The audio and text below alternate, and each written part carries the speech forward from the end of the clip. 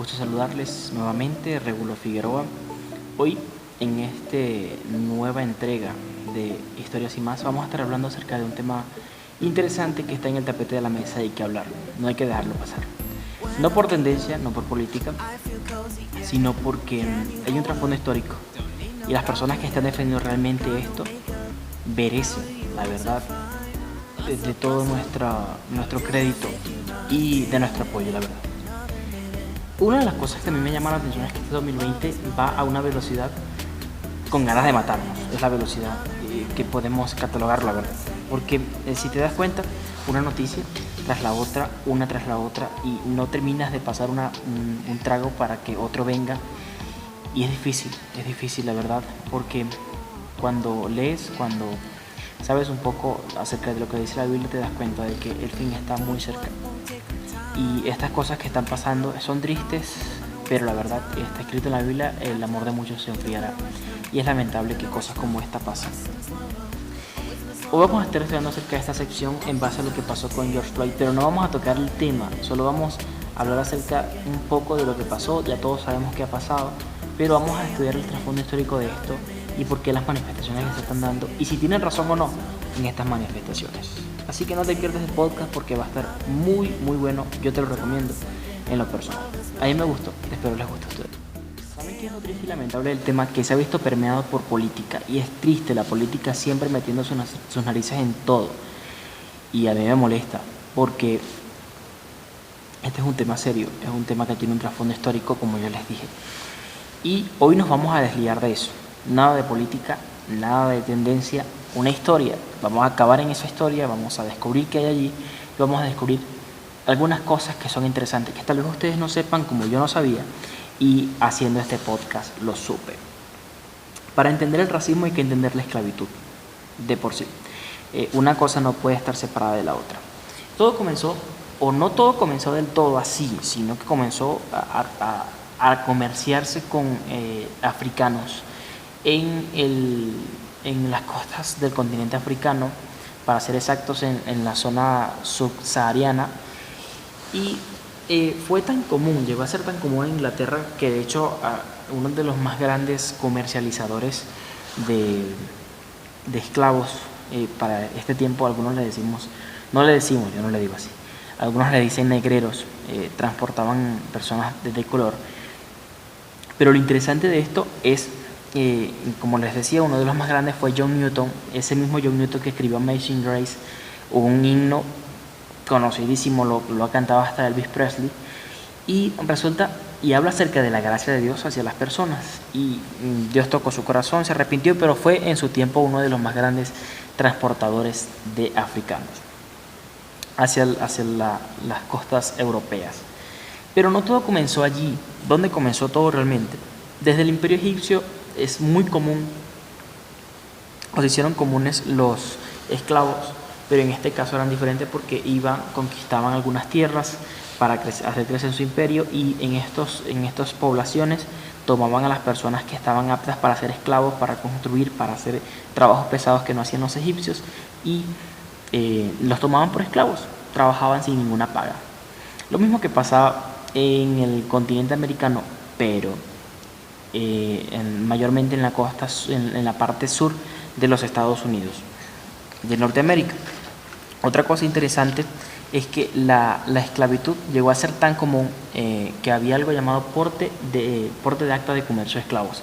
Es como cuando llevas un animal y llevas una guía, tú constatabas de que habías obtenido estos esclavos y ibas a venderlos y a comercializarlos como un saco de papa, como cualquier cosa que se comercialice ahora.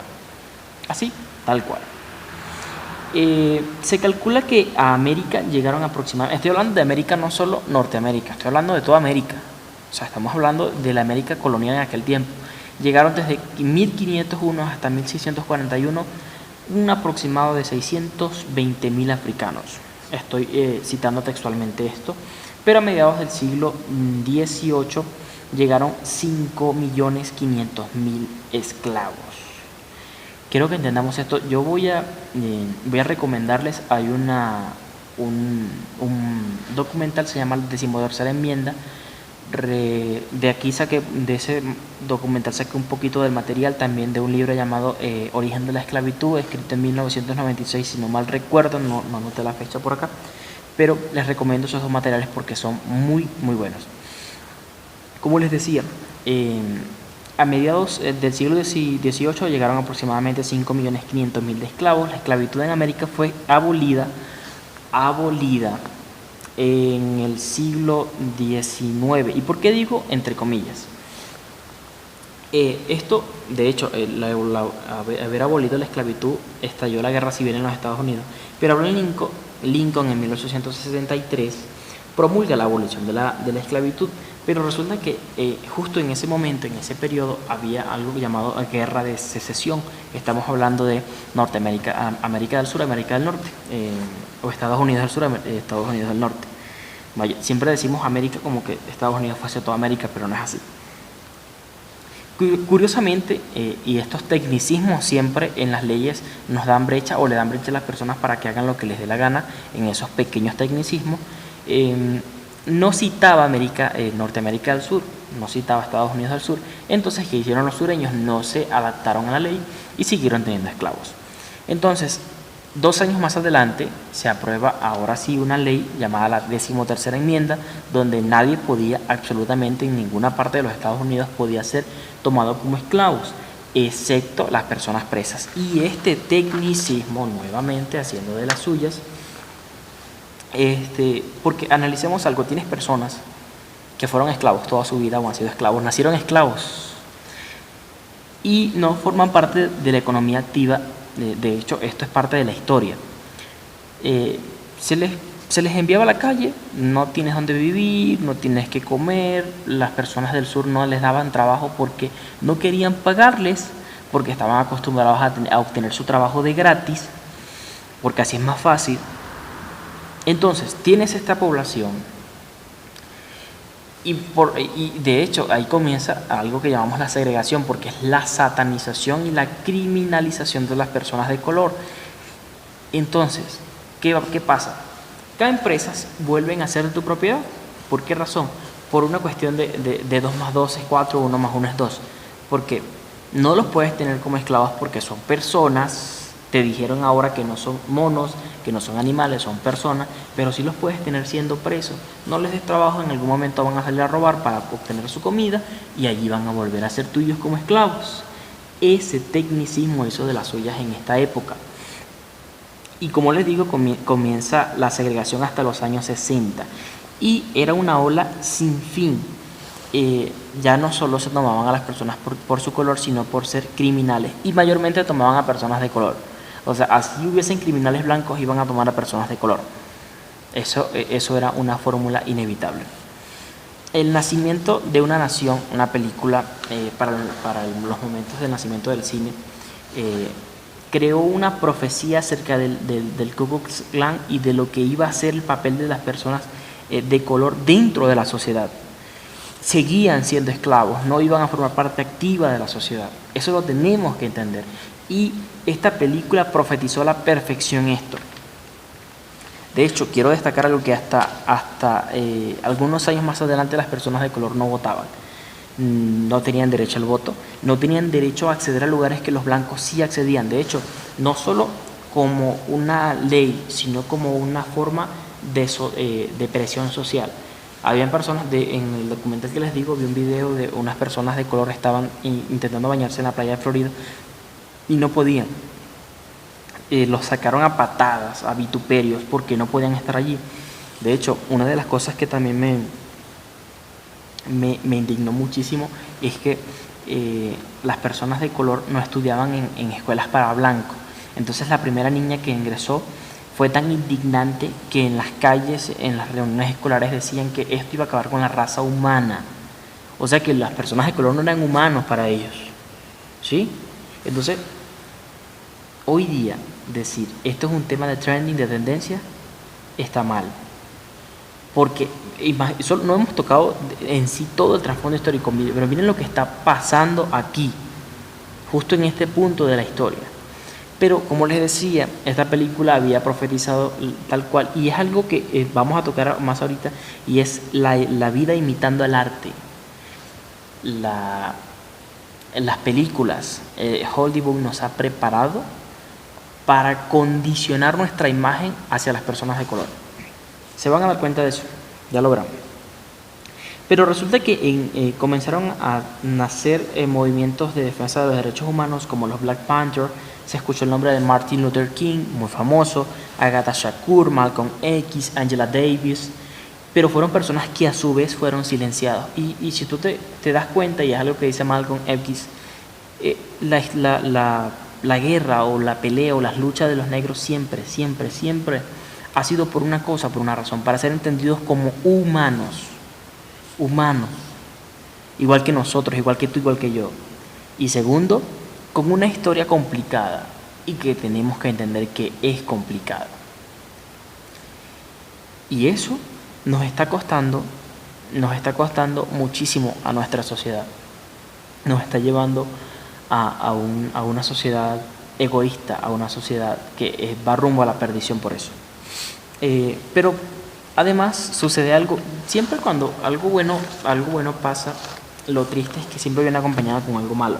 Y es que justo cuando comienzan a crecer o cuando se comienza a ver una luz de los derechos, acerca de los derechos de las personas de color, crece la tasa de crímenes en los años 70 y comienza una era llamada encarcelación masiva.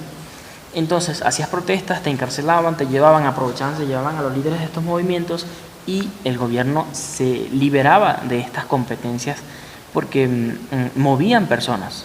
A pesar de que Black Panther no era muy grande, que es uno de los movimientos en los que pertenecía Malcolm X, no era muy grande, pero movía personas, como si no era muy grande su estructura dentro de la organización, pero movía personas y tenían ideales que donde hablaban hacían que personas llegaran y los escucharan. No formaban parte de Black Panther, pero sí escuchaban con ahínco lo que estaba diciendo, lo que decían estas personas. Uno de los datos interesantes es que para este año una población de reos de 357.292 personas presas. Y aquí viene un dato interesante, que es que Estados Unidos es solamente el 5% de la población mundial, pero es el 25% de la población de presos en el mundo. Es decir, la cuarta parte de presos en el mundo la tiene Estados Unidos, a pesar de ser solamente el 5% de la población mundial. Interesante. El blanco directo a esta guerra eran los movimientos ya mencionados y las personas ya mencionadas. Nixon inició esta guerra sin precedentes. La mencionó, la acuñó, le dio forma, algo llamado ley y el orden. Sumado a esto estaba el tema económico, y es que las cárceles son privadas en Estados Unidos, lo que quiere decir que se hacía negocio con la encarcelación de personas.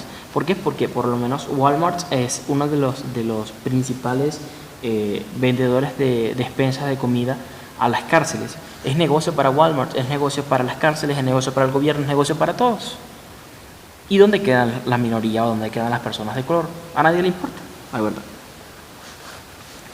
Además se hizo común drogas como crack, cocaína. Comenzó una guerra hacia las drogas, pero que escondido esto estaba la guerra hacia las personas que dirigían estos movimientos.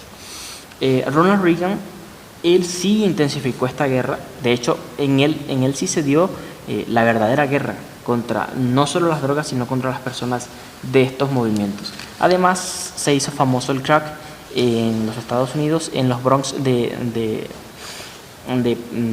personas más pobres, y además siempre personas de color mayormente que habitaban estos barrios.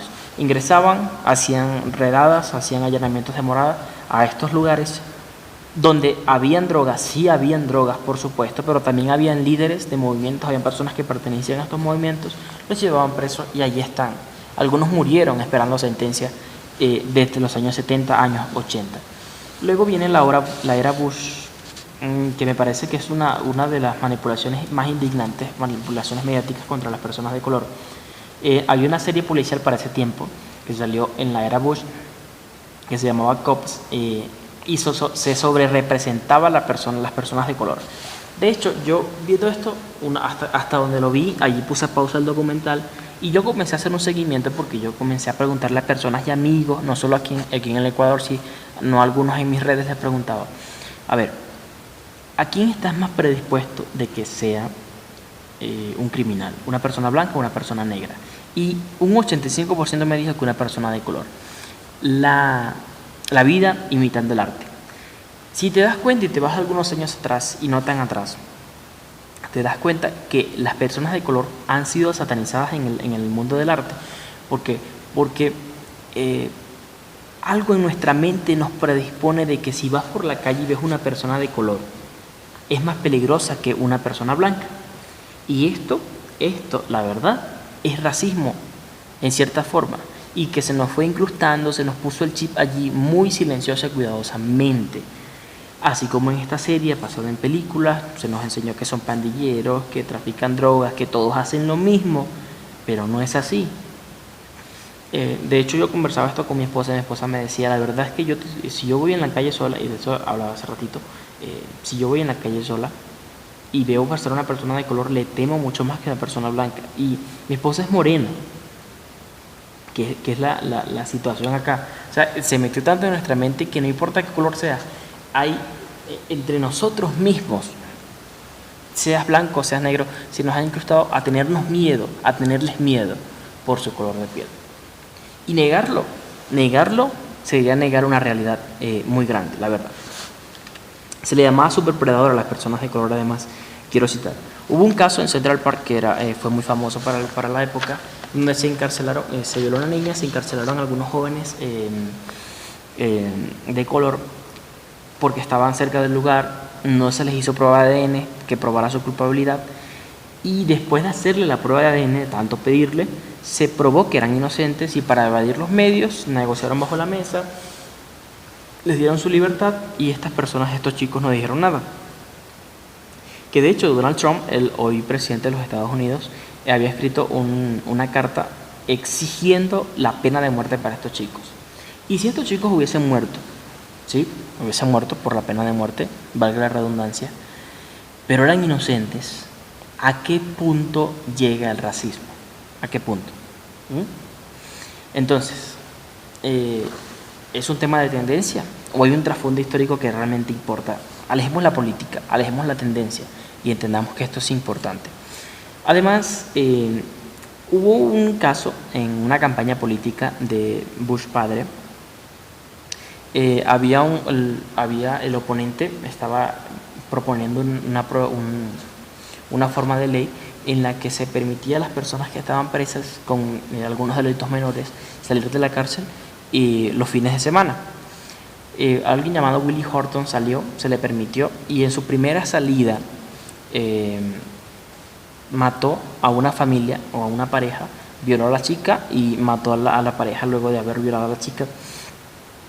Pero resulta que no solo en la campaña contra el crimen que quería hacer Bush, no solo puso el nombre de Willie Horton, sino que puso la foto, y era un hombre de color. Bush quería que la gente en ese momento supiera que su lucha iba a ser contra los criminales negros. Yo soy el héroe blanco que los voy a salvar de los criminales negros.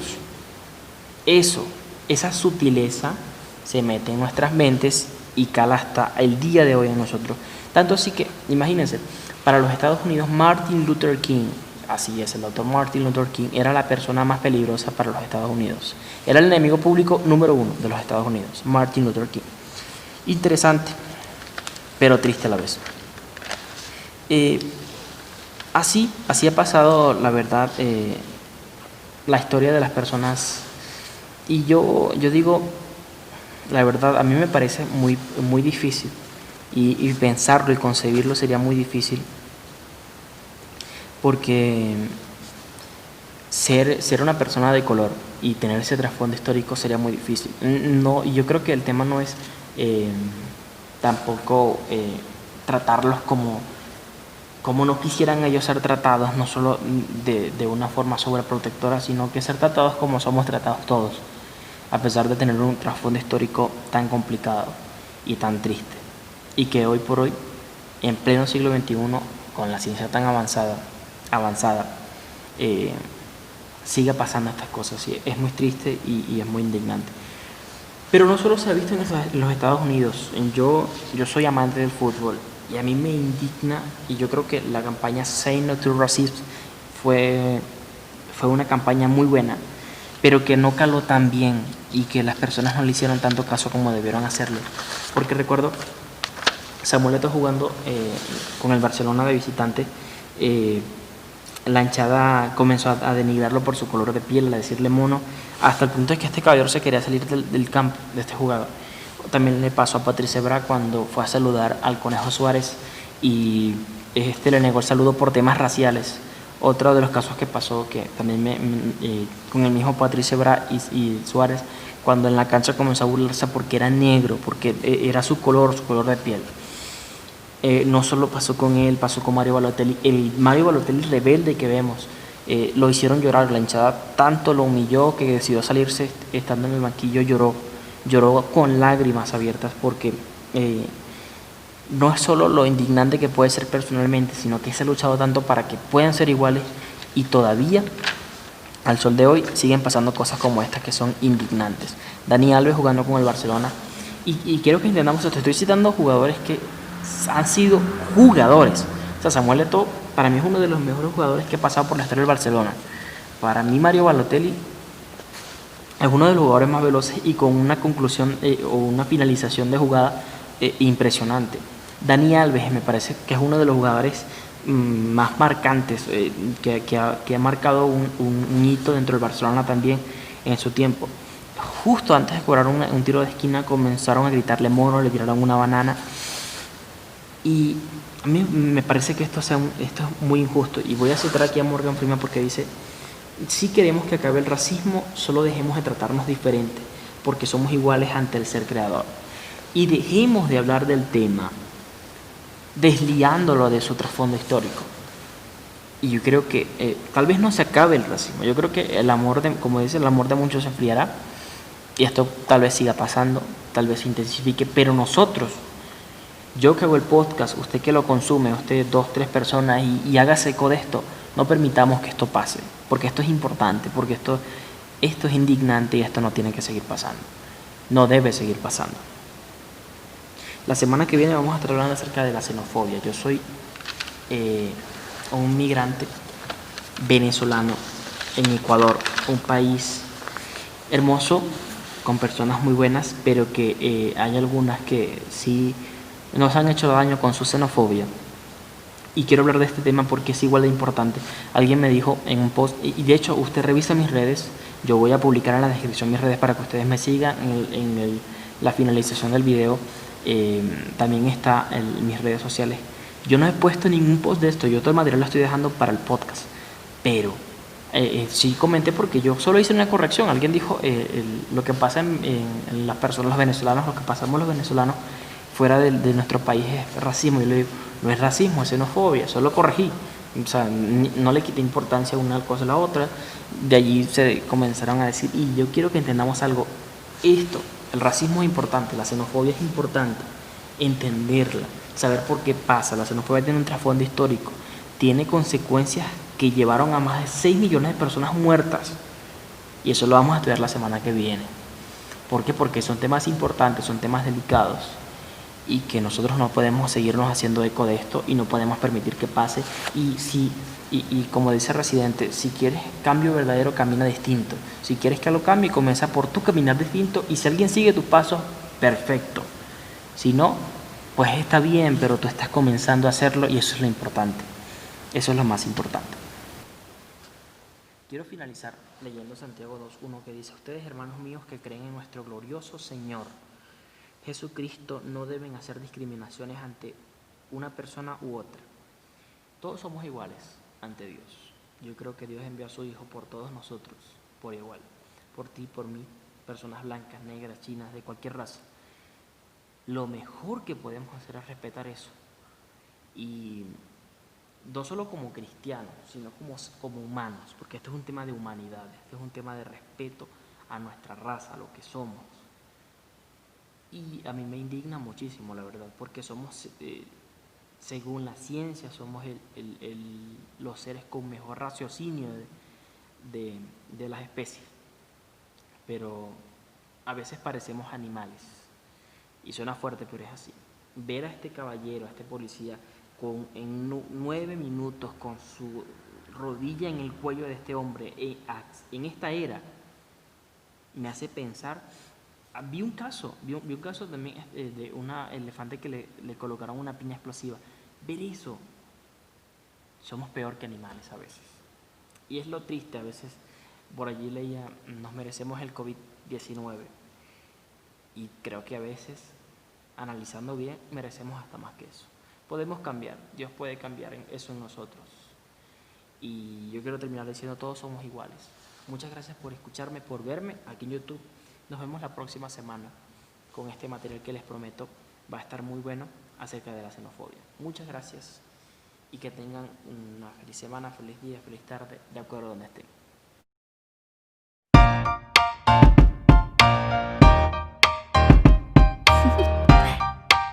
Do you want to know?